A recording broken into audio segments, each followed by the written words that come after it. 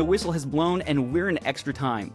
I'm joined by sports broadcasting legend Trey Wingo, who you might know from his time at ESPN hosting SportsCenter and NFL Live, or his current work at the Wingo Network with shows like Straight Facts Homie, Inside Football, and Trey Wingo Golf. How are you today, Trey? Harry, good to be with you. Thanks for having me on. No problem. I think this is going to be a lot of fun. So normally I have to ask my guests if they've heard of the story before. But you haven't just heard of the story, you lived it. You are in the story. So tell us how you ended up on Brad Straubinger's local access sports show. I was working locally at Channel 5 KSCK and in the sports department there with Mike Bush and Malcolm Briggs and eventually Frank Cusimano. And he watched the show a lot and he called in and said, "Would you like to come on my show?" And I was like, "Sure, why not?" It's just that simple. It's like, you asked me to be on your show. I was like, "Sure, why not?" Yeah, I mean, I think it's interesting, especially because Brad didn't do these kind of man on the street at the rally interviews a lot. And so these are special for him.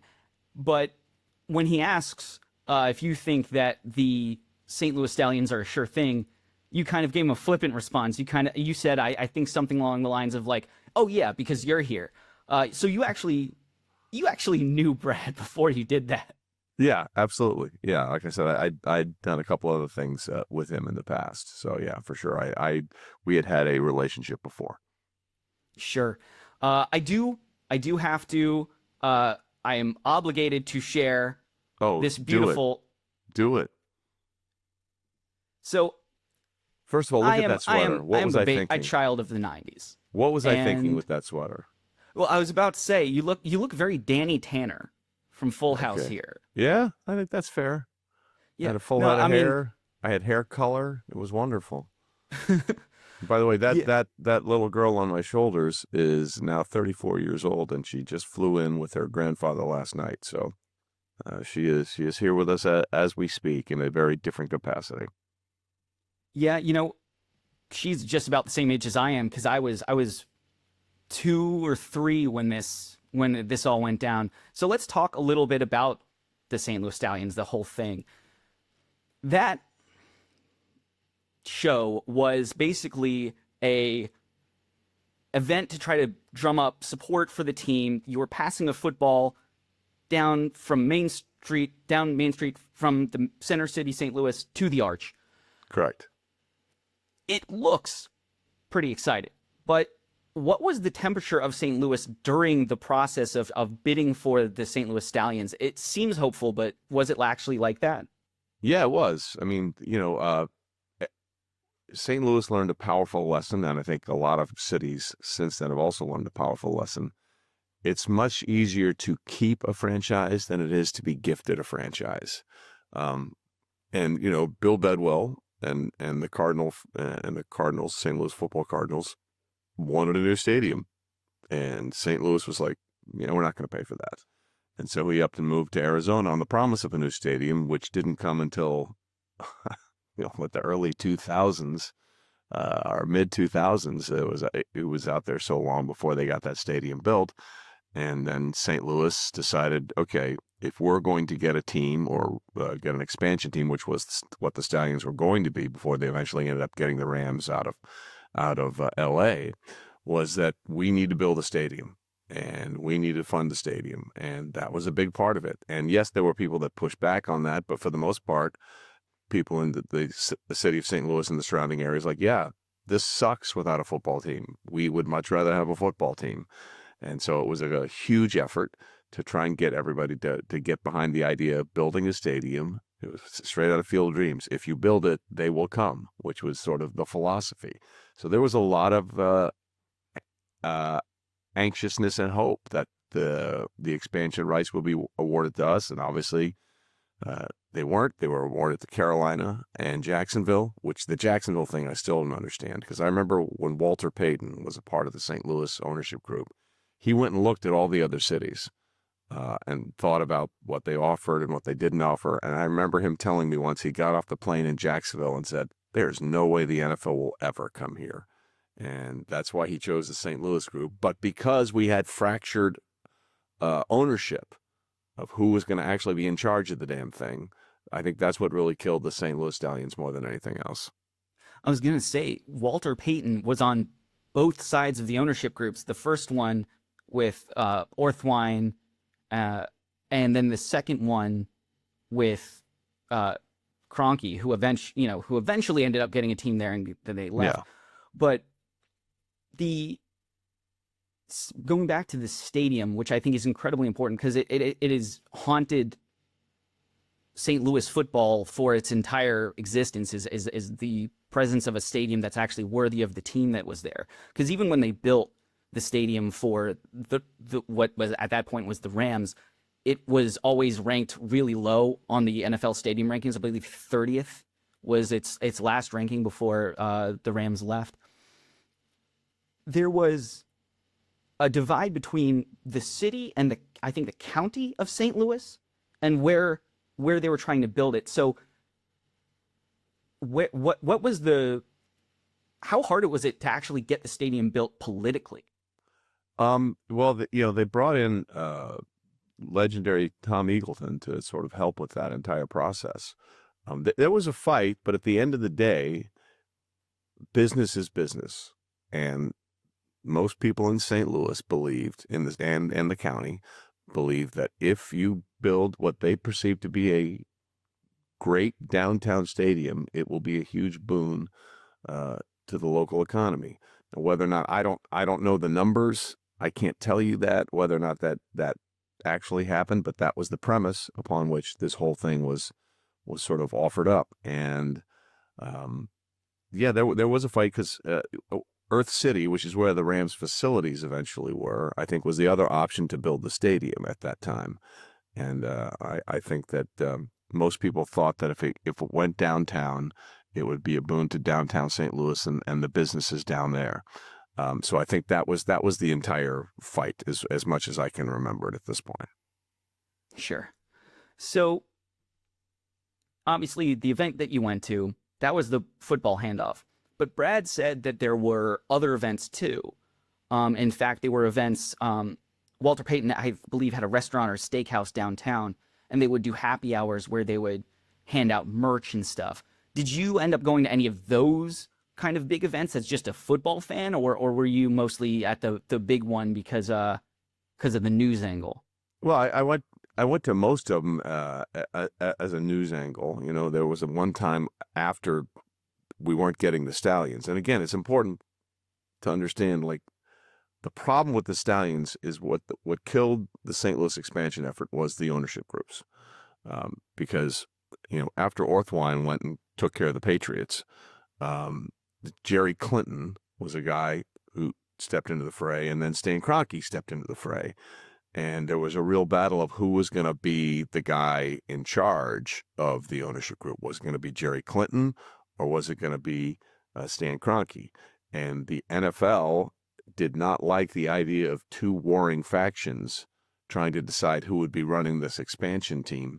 And more than anything else, that was the issue. And eventually Stan Kroenke was the one that sort of landed in favor of the man who would represent and be the financial backbone behind the ownership of the Stallions. But at that point, it had already been too late, and I think they were a little uneasy with the entire way that had gone on. They really made up their minds that they banning the NFL at that point. It's kind of like what the PGA Tour has done in a couple of places. If there's a fight over something like the Century Championships that have been played out in Maui, they're like, okay, you guys are in a land dispute with the Maui County, you guys figure that out, and we're going to go do our own thing here over there.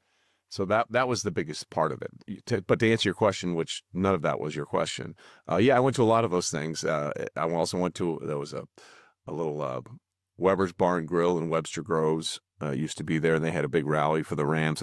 They brought the Ladue Ram in, and we went and covered that one night, which I thought was kind of fine. But yeah, I did a lot. I went to a lot of those things. Yeah, so you mentioned the factions. From what I understand, what I have in the podcast is that Jerry Clinton had the lease on the potential stadium that was not built yet, and Kroenke had the money. Correct. And so and what that ended up leading to was originally both teams, both expansion franchises, were supposed to be awarded at the end of October. And the NFL had a press conference, awarded the Carolina Panthers, and then said they were going to suspend, or rather extend, the kind of deadline for another month. And the rumor was that was to try to give time to get Clinton and Kroenke to like work together so and that they wouldn't. Could, And they wouldn't. No, they wouldn't. And that is insane to me because you have, the fans clearly psyched out of their minds for this team that doesn't exist yet. They're printing shirts. That one guy's wearing a foam horse head that he had to have made himself. Yeah.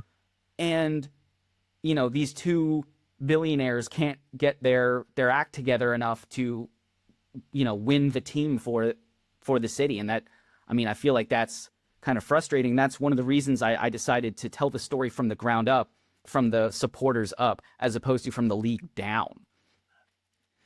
Because I think you're right. The league, it wasn't going to get into a legal fight with who has the rights to the stadium and who has the money. So they just chose the easier path. Weirdly, that was Jacksonville.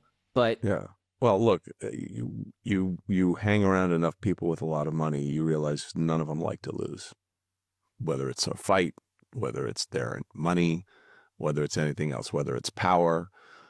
So it was not surprising to me that those two could not get along and find some sort of compromise because, no, damn it, this is my thing. Well, no, really, it's my thing. And, while the lease is one thing, money talks. And the Kroenkes have a lot of it. And that's why the Super Bowl's going to be played at SoFi Stadium for the second time in 6 years.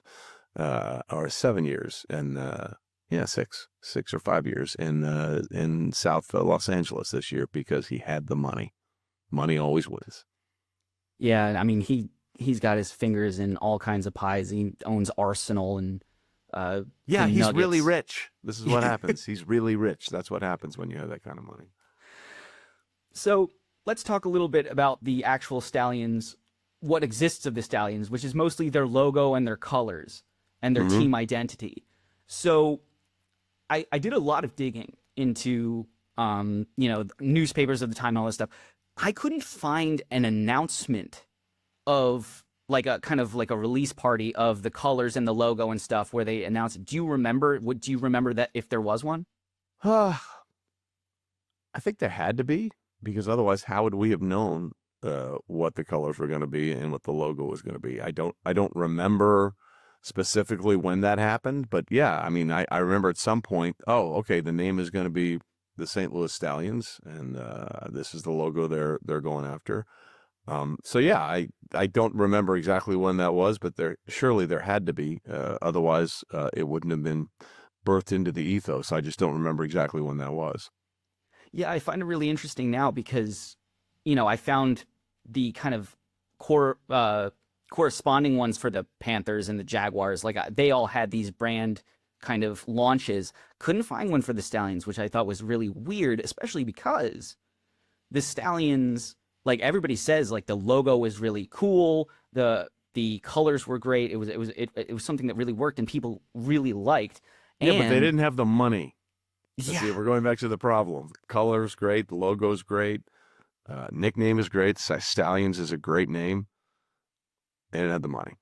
Yeah, and they did even design a whole uniform too. And I think, if I'm not mistaken, there's the scuttlebutt around the NFL at the time was after the Stallions bid failed, the Broncos went and took kind of the inspiration from the logo and the helmet with the kind of like horse mane going down the center and the stylized horse head, and then used that for their brand redesign when they went from the kind of Colt in a D, like in the letter D, to their current uniforms, or I guess their one ago uniforms. So like clearly people liked it, and they liked it so much that they put it on real merchandise. At the time, were people wearing Stallion stuff? Like, No, was that like you before? couldn't actually, because you weren't allowed to sort of. I mean, it was sort of contraband, you know. So there, I mean, the actual logo and all that kind of stuff was not sort of something you could actually do. But I mean, there were parts of it that I remember in certain places, but I don't. There was not a huge uprising of anything like that. Sure.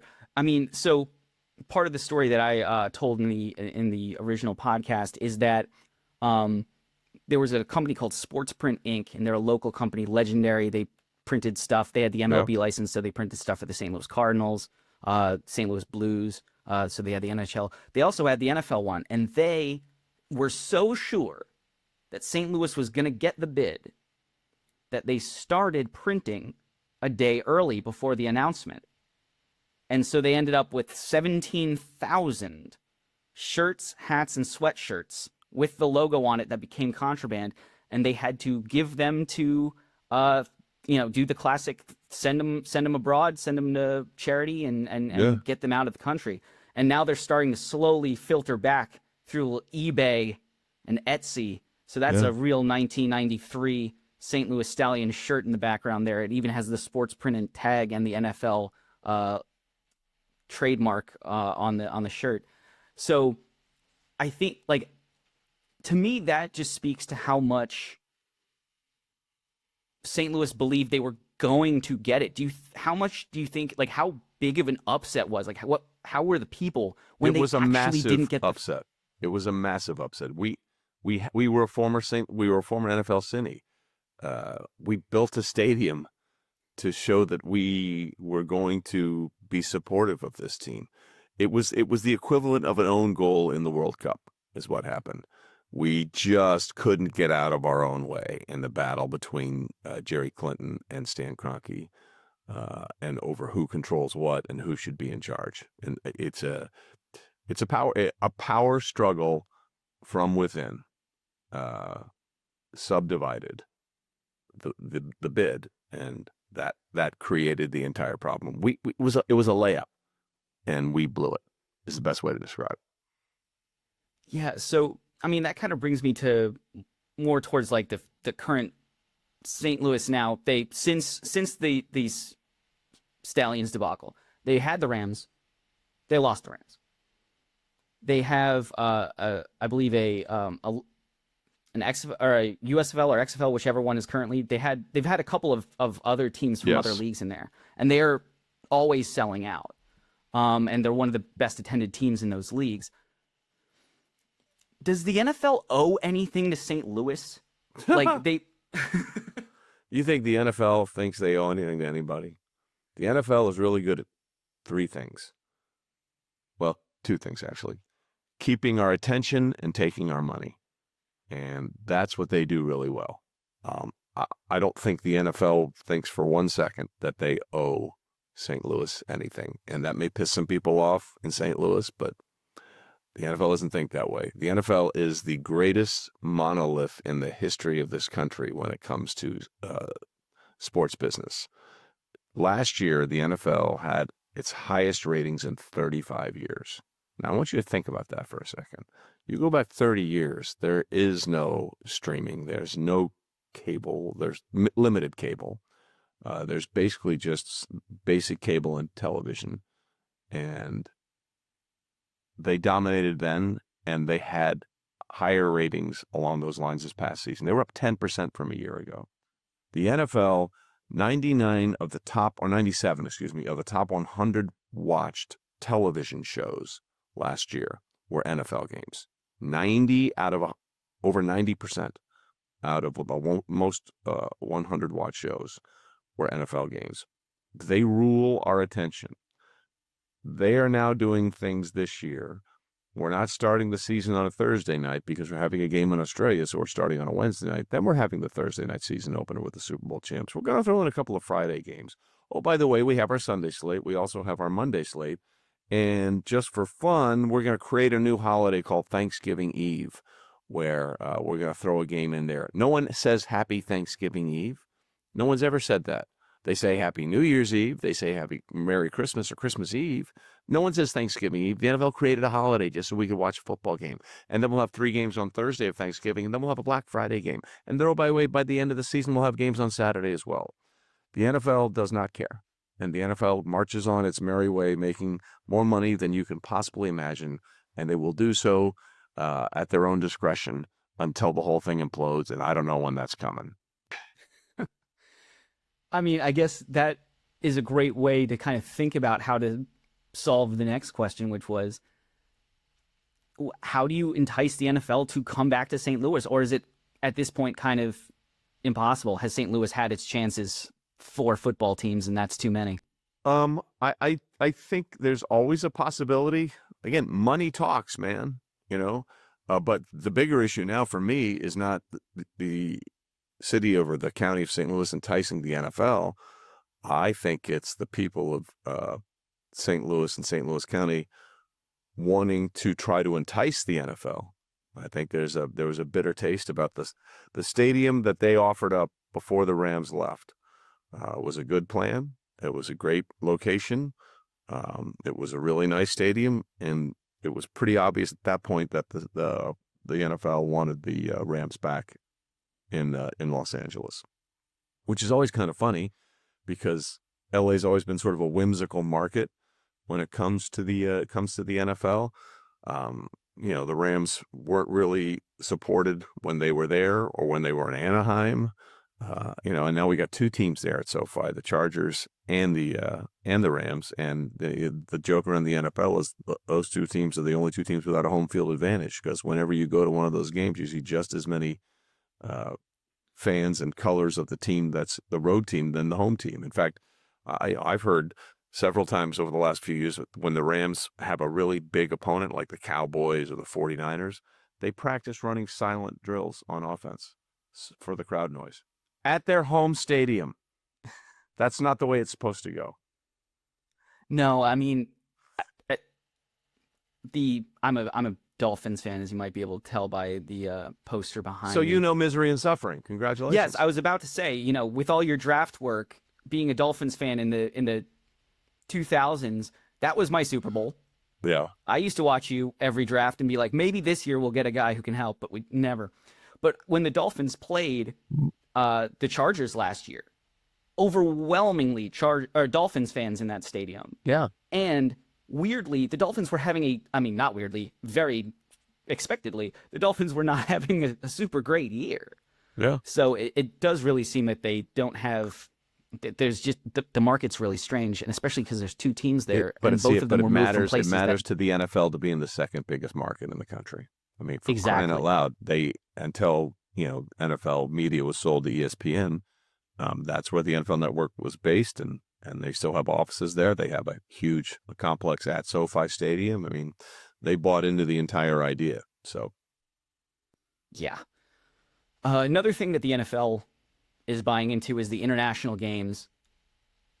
If you right now, if you had bet, put money on it, is it more likely that St. Louis gets a franchise again, or a city in a different country gets a franchise?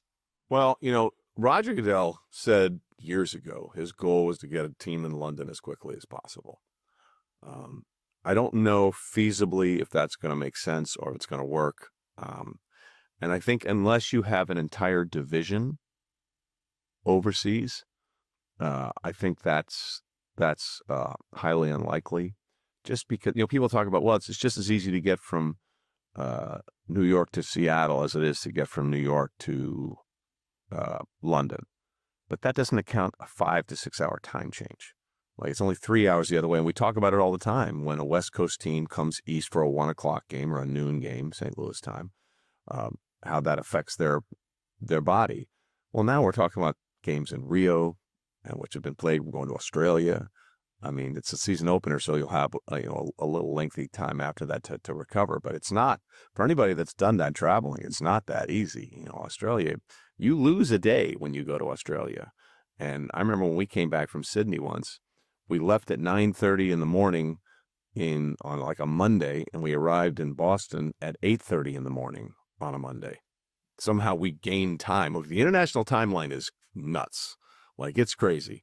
So to answer your question, honestly, I think there's probably likely more to be some sort of international division than there will be a team in St. Louis, because that's clearly what they're pushing. I mean, that's why we're doing all this stuff. They want a global brand, and it's working. You go to places like Wimbledon now, or other international events, you'll see more NFL jerseys than you and team logos and support than you've ever seen before in your life. So the plan of being in Germany and Brazil and Australia and still going to London and all these other places, they know what they're doing because they're hitting a market. Remember the old World League of American Football, the Waffle as we called it? I think half the teams were in Germany. It was the Rhine Fire, the Frankfurt Galaxy. Most of those teams were in Germany. Germany is a market they're hitting as well as they are London. I mean, Jacksonville, might as well call them the Jacksonville Jaguars. They're there so often. Yeah, I mean, I lived in the UK for 2 years, and I went to Jaguars Dolphins when they were playing at Hotspur Stadium in London. And on the way there, I counted a jersey for 34 NFL teams. That's the 32 that are currently existing and 2 defunct teams. There you go. So people love the NFL abroad. They really do. And then, a couple of them didn't speak English and had flown in from Germany that night to watch the football game because they're just big fans. So, when I was still doing the draft in 2018, I ran into some people that came into the draft from Scotland. And I said, why did you come to the draft from Scotland? And they said, well, if you go to the Super Bowl, it's really only 2 fans of 2 teams, and it's really expensive. It's really about those 2 teams. But if you're a fan of football from abroad, you come to the draft, you meet fans from all 32 teams. It's much more of a party, and it's a lot less expensive. And I think that philosophy and feeling is what a lot of the NFL front office is thinking. All right, let's expand this fan base, because clearly, look, we just had the World Cup here in the United States, and it was frickin' awesome. It was awesome. And the NFL's like, we need to do more of that. We need to be like that. So let's. I have a question that I kind of asked everybody on the podcast, and I think it's really important because it's what brought me into the story as somebody who doesn't live in St. Louis, is not a fan of any team that has been or is currently in St. Louis, and that is the Stallions feel like they were almost real for a minute. They feel like they were the closest team to ever getting to be real. There's been tons of near miss bids. There's been the Memphis Hound Dogs. There's been the Baltimore Bombers before they got the Ravens. There's tons of teams littered throughout history that almost were NFL teams. Yeah. But St. Louis feels the most real. Why do you think that is? Because the NFL wanted it. I mean, they were on board until we screwed it up. It was real. It was real. I mean, it was, again, they were just like, get your, pardon the language, just get your shit together and it's yours. And we couldn't get our shit together. That's why it feels more real. Yeah. So, gonna finish this up with a little game and one last question. So, let's say St. Louis had got the bid. Mm-hmm. What do you think their team would have looked like in 1995 when they started playing? Because remember, the Jags, who got the bid instead, I believe went to the AFC Championship game that first year. Is that no? The next year. Next year. The next year, both the Panthers and the Jaguars made it, I think, to the NFC. Because remember, Bill Polian, who was the architect of the Buffalo Bills, and then went on to become the architect of the Peyton Manning-led Indianapolis Colts. He was the general manager in Carolina, and Carolina got that thing turned around very quickly. They had Kerry Collins as their quarterback. The Jags ended up with Mark Brunell, who was a very solid quarterback. I believe. If I know you got me thinking about this. I believe both the 1996 AFC and NFC Championship games featured those 2 expansion teams. Let me check that real quick. 1996 NFL Conference Championships. Because I'm pretty sure Carolina played against the Carolina played, NFC Championship, Green Bay 30, Carolina 13, and I'm pretty sure Jacksonville lost to, the Patriots. So 2 years after the expansion, both those teams. How about me pulling that one out of my you-know-what? That was great. Now, I knew that the Jags had gone the Both AFC teams, Championship. both teams in year 2 made it to the conference championship game. So, that was certainly a possibility for us because we would have had a lot of those players. Remember, the expansion draft is what built those teams really quickly. Right, and they hadn't quite calibrated it correctly. And then later when they would do the Texans, they kind of dialed down the quality of players you could take, which is why the Texans struggled for so long. Well, also David Carr was sacked 77 times his rookie year. That'll kill a that's quarterback never quicker going to than be a anything. good thing. Yeah. All right, so my last question. You were there. You got to see all of this. Is there anything I missed? Is there any question I should have asked you about the Stallions or expansion in the 90s for the NFL at any time? Is there something I missed? No, I mean, at the end of the day, the lesson learned is have everything put together. And we didn't. I mean, it was ours for the taking.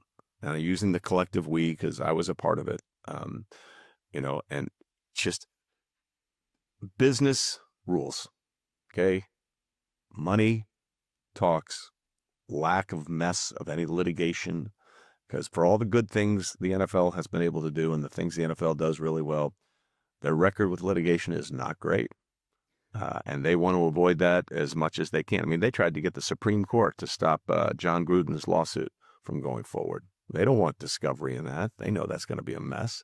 So if they can avoid litigation and if you can get the stuff locked down, they're all ears. But if you don't have those two things taken care of, we'll catch you next time. This has been excellent, Trey. Thank you so much. Tell the people where they can find you. I mean, obviously, there's lots of places they can find you, but where do you want to direct some attention? Very simple. We've got a new thing called the Wingo Network, where I have my Straight Facts Only podcast, the Trey Wingo Show, where I do interviews with players and people in the sport, plus my show, Trey Wingo Golf, which is with Justin Ray, whom I worked with for many years at ESPN. He's the Tiger Woods of golf researchers. Those are all on audio podcasts. We also have a new Inside Football show, which is on YouTube, which is myself, Hall of Famer Brian Urlacher, Hall of Famer Chris Carter, former Bengals head coach Marvin Lewis, and former Cardinals GM Steve Keim. That's Inside FB Show on YouTube, and Trey Wingo Presents, and the Wingo Network, and Trey Wingo Golf, also available on YouTube. Awesome. Go listen to those, watch those, consume those. Great stuff, as always. Thank you so much, Trey. And until next time, keep playing.